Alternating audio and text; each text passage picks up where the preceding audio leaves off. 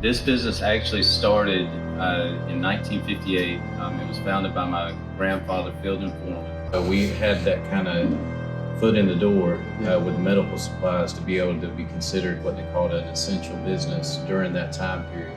Because otherwise we would have went out of business. What's up, good people? Welcome back to the channel, SC Power Moves. We're back here in New Ellenton, South Carolina to check out another business that's been open and operating for decades. That's right, people. We're here to talk to Ashley Forman IV of New Ellenton, South Carolina, to pick his brain and give a good understanding about how this business has been operating since who knows when, but we're gonna find that out. Let's check it out.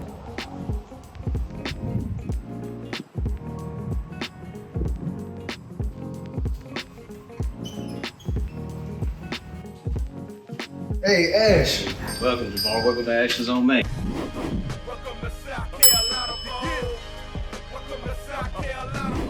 Good to see you. Man? Thank you for having us, man. Yes, sir. Glad to have you. Ashley's on Main, and we're looking forward to this interview to show you about the family business and take you on a tour of what we do here. What's up, good people? Today's show has been brought to you by Opus Clips. Ready to elevate your video content? Join Opus Clips. Unlock premium editing features, exclusive templates, and advanced tools designed to bring your creativity to life. Sign up through my link below to snag bonuses just for my viewers. What are you waiting for? Opus Clips. It's designed to save you time and elevate your content. Can you tell me about the history of Ashley's on Main and how you guys got started? Yes, Jamar. So this business actually started in 1958. It was founded by my grandfather, Ellenton Forman. He came here after selling Forman Chevrolet to my Uncle Arthur and opened True Value Hardware store in 1958, which was in this building right here. And then he expanded and built this building in 1962, and this was Economy Supply. And the actual furniture store started in 1969, which was the building next door, and that's where our original store was. And that was just really an extension of what he was doing with Economy Supply, which was kind of like a general store that sold a little bit of everything. And then my father purchased the furniture portion of the business in 1981. And then he ran it from 81 until the end of 2019. And then myself and my wife bought it in January 2020. So it's went through a lot of changes, you know, in the period of time it's been open. Right. And this is really cool to me because I was here like in high school. This is one of my first jobs. And the experience that I had here, it did teach me a lot of skills. You know, even though I got fired, it taught me a lot of skills, man. Like how to connect, you know, washing machines, how to hook up water lines and refrigerators, how to, you know, move furniture around, you know, heavy furniture. Right. You know what I mean? You know, the importance of taking care of your equipment, you know, with working with the, you know, the bale machine, the box crusher. Yeah, the compactor. Compactor. So how many years total is that? Like, because my math is going to be crazy. Let's see. So you said 58? 42 and 24. What is that? That's 66? Yeah, 66 years. What? Yeah, 66 years, yeah. 3 generations. Yeah, 3 generations. Wow. Yep, so it's been here for a day or two. That's right, man. That's awesome, man. The longevity, that's pretty awesome. You want me to tell you something funny? Yeah. Okay, so you're not alone in being fired from here. I was also fired from here twice. So, you know, that's one of those don't give up, because here I am, you know, and I needed to get fired, though. It helped me out. So that was a good learning experience for me. But I'm just grateful that I'm where I am today and that the good Lord blessed me the way He has. That's nice, man. So not only did I get fired, but Blake got fired the same day. Hey, Blake, I came in that Monday. Blake was fired first. He walked past me with tears in his eyes. I was like, oh man, we getting fired today. And we got fired that day, man. But it wasn't even like, I got fired, but I wasn't mad. It wasn't like, I hate Big Ash. We got fired because we didn't do what we were supposed to do. Same. Yeah, same. I had a problem with disrespect, and my dad wasn't putting up with it. And then the second time, I needed to get fired too. So it helped me out. Those were both very good learning experiences. I think that's part of growing. Going through the hard knocks too. That's right. It did teach me the value of art, man. You need to do what you say you're gonna do, and if someone asks you to do something, you say you're gonna do, you're supposed to do it, regardless of how you feel. Right. Yeah. Let your yes be yes, and be no. That's right. So over 66 years, man, how has the technology changed, and how has technology helped the business? I think probably the biggest thing would be social media. I think that's been a huge part of being able to reach customers that otherwise we wouldn't have been able to reach. Whether it be through Facebook or digital marketing. There's so many different avenues of technology, and then even in our inventory system, everything's digital now. We do a handwritten inventory where we're still going in and checking it off. But then it's entered into a computer system. So that's something that we use every day. And then even our invoices are all done on QuickBooks programs, so that's all a much easier way to account for things, and it helps our accountant at the end of the year too. You know what? Back in the day, even back in like the 20s, everything was done from like catalog, right? Mm-hmm. And that lasted all the way up until like even when I was here, you guys were heavy on the catalog. Even today, there's still catalogs on the shelf back there. Most of what we use is digital now, but we still have the paper copies of everything. So it's still there, but they're definitely moving towards the digital world. Okay, without a doubt. Okay, so brochures and catalogs are still that's still here. Staple. Yeah, we still got it. Okay. Yeah, I will say that furniture has dramatically changed, over the last 66 years. But a lot of it still has stayed the same too, as far as like the construction and especially in the quality of goods that we carry is built like it was built 100 years ago. It's good stuff. So, what type of systems do you guys use to help you in your everyday operation? We use Microsoft Word. We use QuickBooks. We also use a couple of different programs that really help keep everything straight on a digital end of things instead of just having a paper trail. But we do keep paper records of everything too. I think we're old school in that way. That's just the way I was taught. So I think it's always good to have documentation of everything you do. Nice. And inventory control. So what about inventory control, as far as like a software or inventory tracking process, or because I'm a huge I'm in. So a little bit of background on me. I was in supply chain for a while, so inventory was my thing. Like for like Samsung and Michelin and Continental companies like that. So I had to track a lot of stuff, and stuff does get lost. Now, as far as furniture, I don't know if have you ever lost a love seat? So that is still part of it. Is since it's all hand entered, because we first take a handwritten inventory and then transfer the handwritten into our computer system. There still is room for human error, and we still have to remove each item from the inventory system too. So we might can improve our systems a little bit there, and getting something that would actually do that for us. But I think there's still the data entry portion of anything digital. So there's always room for human error, and it does happen. We try our best to check and double check and do inventories here weekly. But at the same time, there's always the human factor. Yeah. So what's the RMA process like here? So on both ends, for the consumer and for the customer and for the consumer, as long as we have an in-stock item, we try to make all RMAs within 24 hours because we don't want to sell used furniture to anybody else. And then also, if it's a custom order, anything that's custom order, we order it for that customer. So when it comes in, that is their furniture. And so there's no returns on any type of custom furniture. And we do a lot of our business here is custom order furniture. And then on our end of things, like say if I have to send something back to the manufacturer, see if it comes in damaged, What we do is we actually go through the shipping company. They'll send us an RMA. We have to send pictures in, picture of the box, picture of the piece, when it came in, if it was concealed damage or if it was actually something you could see from the outside of the box. If it was, then we don't get it returned. We got to inspect it as it comes in. Got it. So what about on-site repairs? I remember Big Ash. I remember going out with Big Ash a couple of times to do on-site repairs. Absolutely. Yes, so now that is a big part of the business too. Since we carry motion furniture, any of the reclining stuff that we carry, we service it. We've actually got a couple of the guys, well actually there's 4 of us that know how to do different repairs here. And then if there's something outside the realm of what we can do, we do have an outside company that comes in to do upholstery work. But we've got really well-trained people that service what we sell. Thank you. So what have been some of the biggest challenges you guys have faced over the years?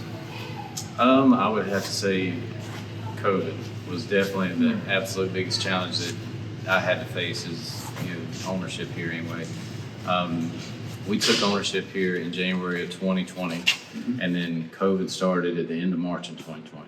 That's right. So that was a huge shift in business. We had to totally change the way we did inventory control, just to be able to buy and receive a product in a timely manner. Totally changed.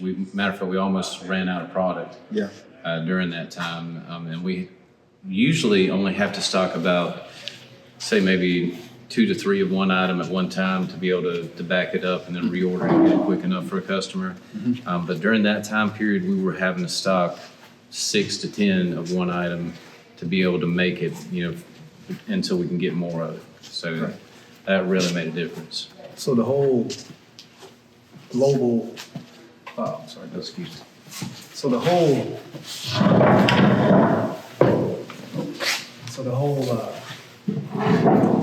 supply shortage hit the furniture business also. Hard. Yeah, at one time, we had up to a year wait on certain inventories. Wow. So from time you ordered until you got 1 full year. Wow. 'Cause I know that in manufacturing it tore everything up. Oh, it was devastating. Because we were moving stuff from, well, me personally, I was moving stuff from Vietnam and Mexico into Newberry, South Carolina, Right. and Sumter, South Carolina. So, I mean, it was just a nightmare, man. And here locally, like in the U.S., I do remember like trucking being short. Like, Oh yeah, there wasn't enough workforce. There were shortages on every aspect, during COVID time. So I'm really glad that we got through that. And I would say that things have kind of simmered back down as far as that goes, because what ended up happening was our volume doubled in 1 year, during COVID, because the furniture industry boomed during that time. I think anything to do with something at your home versus going into the office, just exponentially increased. So it was great for our business, but there was also a lot of hurdles to overcome during that time period. yeah. So how did you guys like weather the storm? Like, because you had to be losing.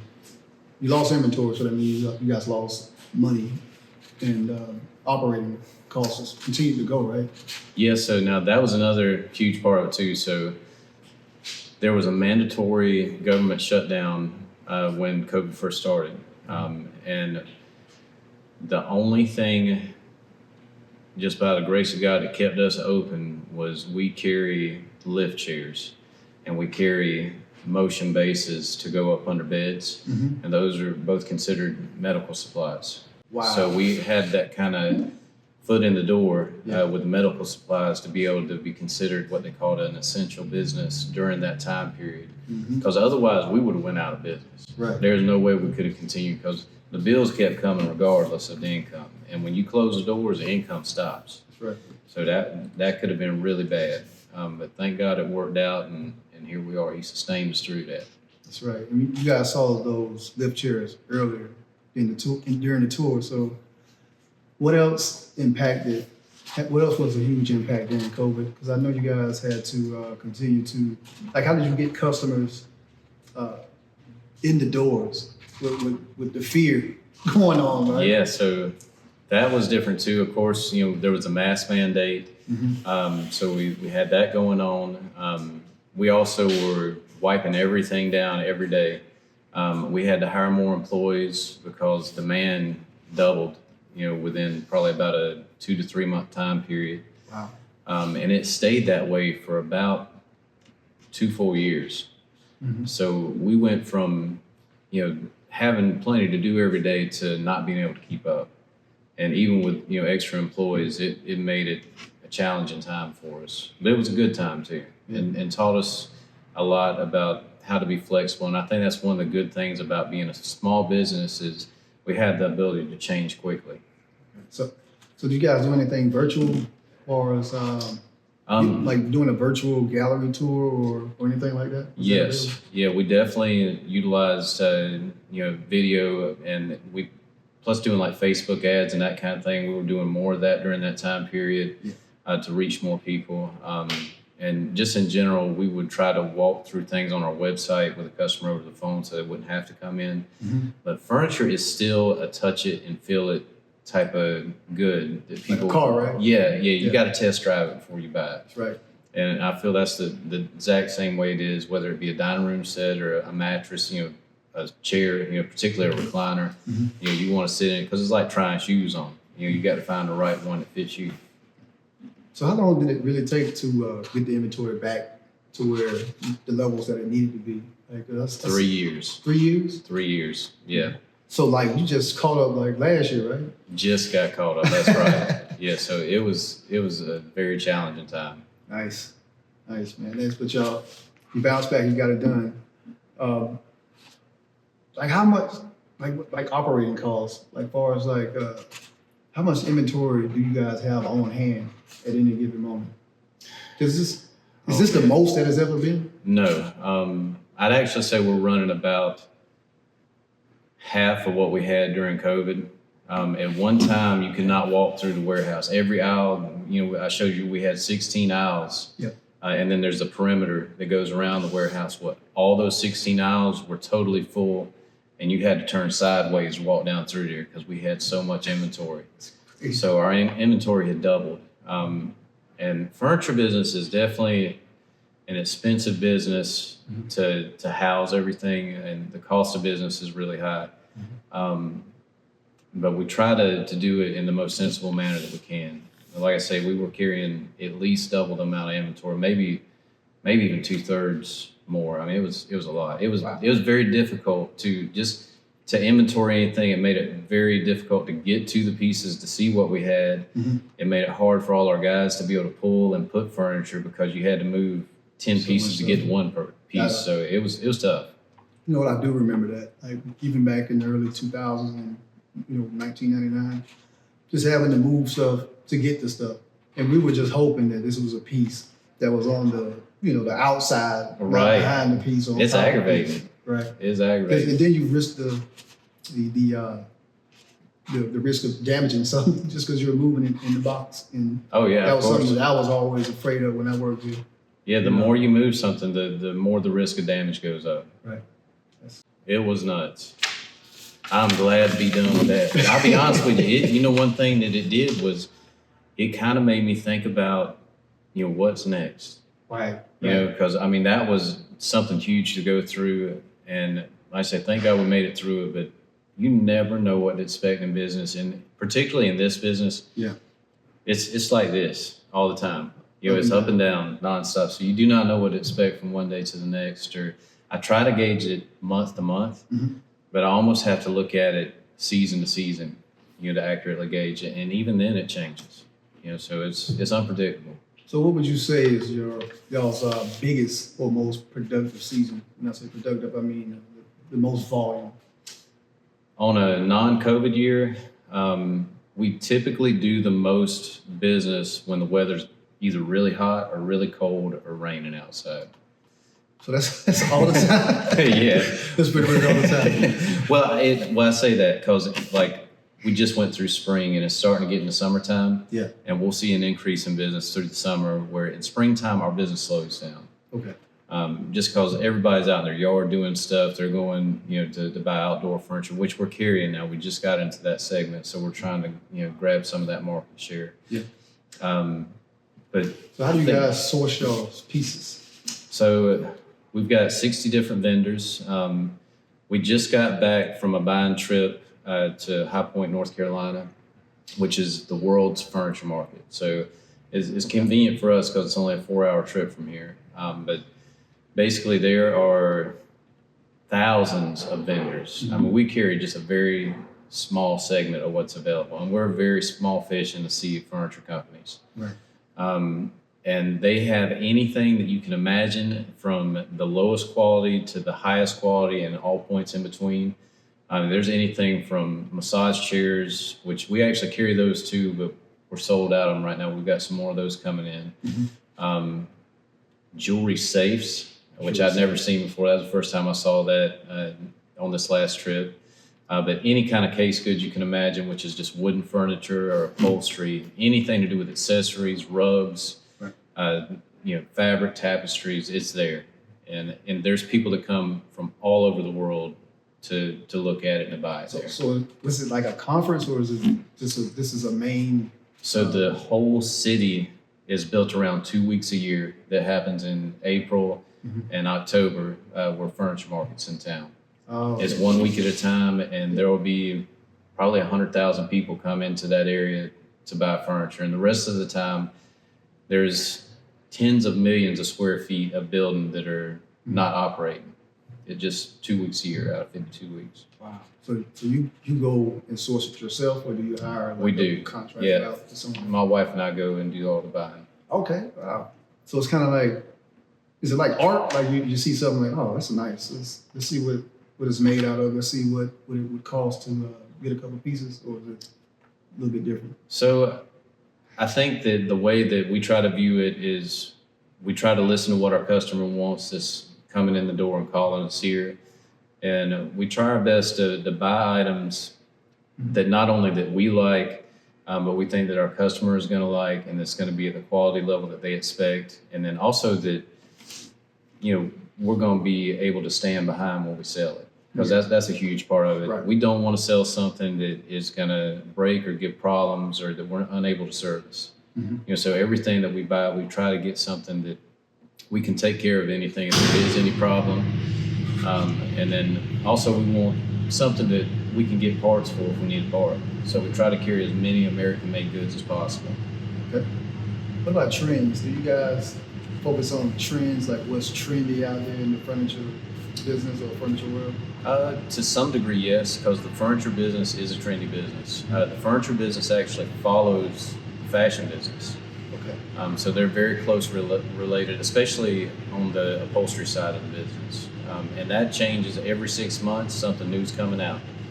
And sometimes it's a flop and sometimes it's a home run, and you really don't know until it hits the market and the consumer decides whether or not it's good or not.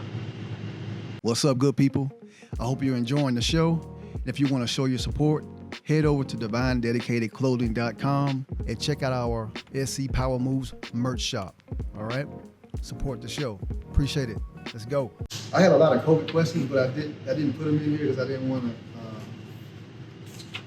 to COVID this out, this Q&A out. Right. You know what I mean? Well, it was definitely the worst time for me as a business owner. I mean, I'll be honest with you, man. It was difficult. The worst part was when inventory levels leveled out, because what we did was we would book 6 months in advance what we were buying.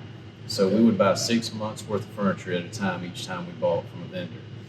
And they would be on a schedule to come in on the dates that we had booked them for. So what happened was we didn't get a forewarning, and we received over 600 pieces of upholstery within a 30-day time period. And that's how the warehouse got flooded, and we weren't able to walk through there because, I mean, that's a lot of furniture. And upholstery is big and bulky. It takes a lot of room up, and it made life difficult. You mean upholstery, not just fabric, but upholstery furniture? Sofas, chairs, recliners, that's all upholstery. Wow, man. 600 pieces in 30 days. From one vendor, or was that? That was from all of them. all my vendors caught up at the exact same time. It was like things came to a screeching halt as far as sales, and then production went through the roof. And it was just a simple economics issue, but it was a real big issue for us. So even back then, like say I ordered a piece of furniture, would you guys like order like 10 of them just because I ordered one in anticipation of someone else? Yes, that's right. Yeah, and not particularly in a custom order piece, but if it was something that we normally stocked and carried, absolutely. Okay. So you're telling me it's like for this table, it's 10 of these out in the back, or it's like maybe a couple? Now just a couple, but during COVID, yes, we would have had probably 8 to 10 of them in stock. Gotcha. So what are some of your customers' favorite items? Why do you guys popular? I would definitely say sectionals, which we've got a good many in this room. We sell a ton of upholstery and sectionals here. Also, the reclining furniture. We do a lot of motion goods.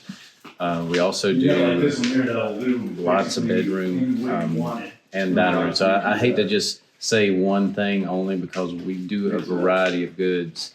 And I think what the customers like the best, though, is buying quality goods that are American made. Ever try something new that failed? Yes. Yeah. I would have to say the worst thing that happened failure-wise for us was buying a product that was brought just in pictures to us here that we didn't get to go to market and touch and feel it and see it for ourselves. And that really made a big difference. It was actually a knockoff of the bedroom set that's in the corner back there, which is a great quality bedroom that's made in Virginia. Yeah. And a sales rep came to me and said, "Hey, Ashley, I've got this exact same thing. It looks just like it.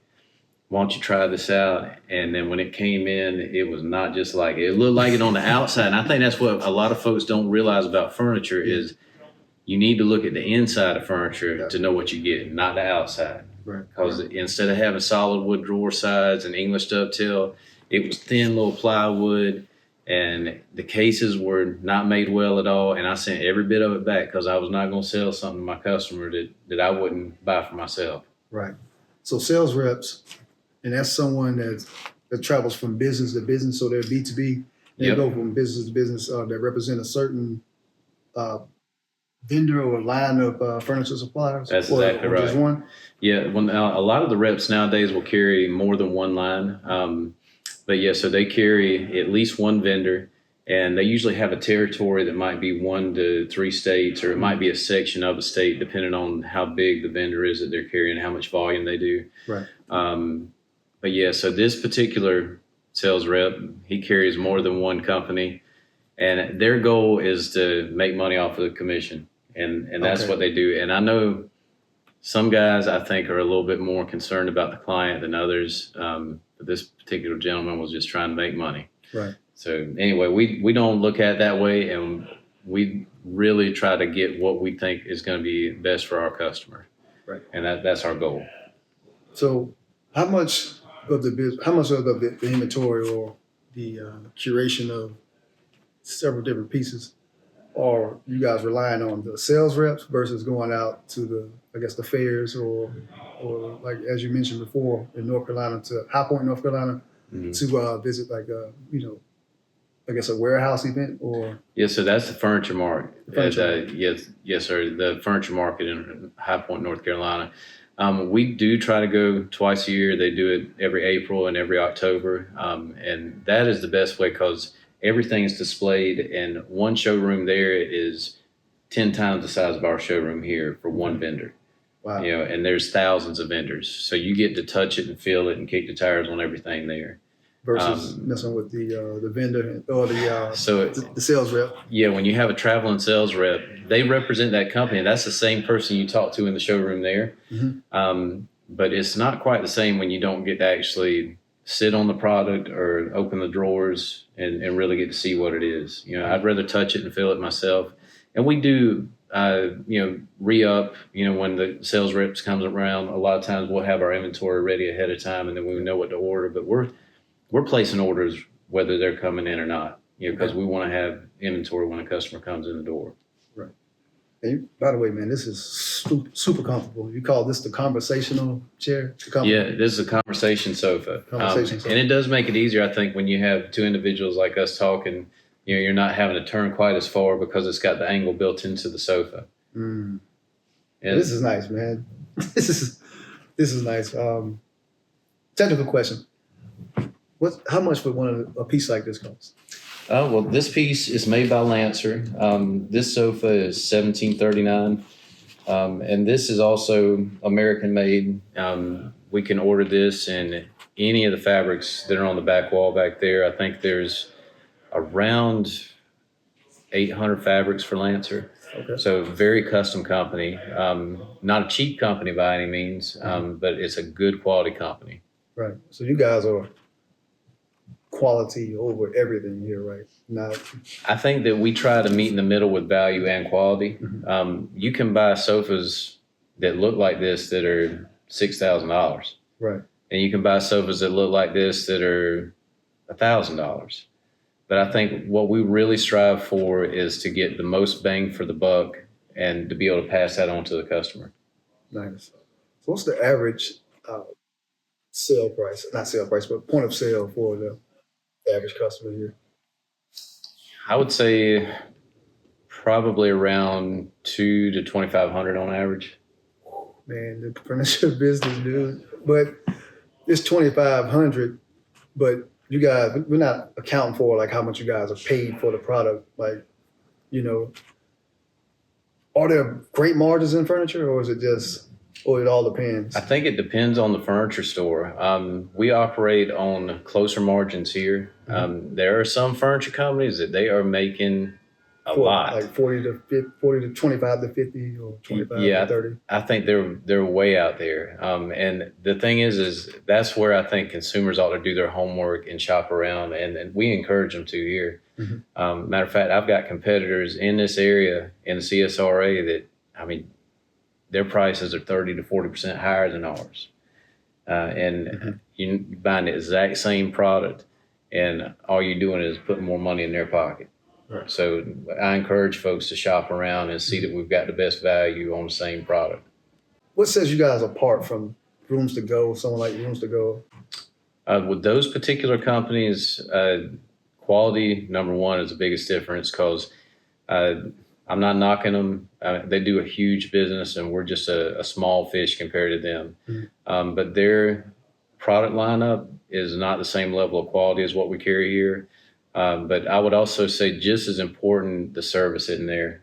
We service everything that we sell here. Right. And if you get something from them and you got a problem, they're going to have you talking to somebody over in Timbuktu.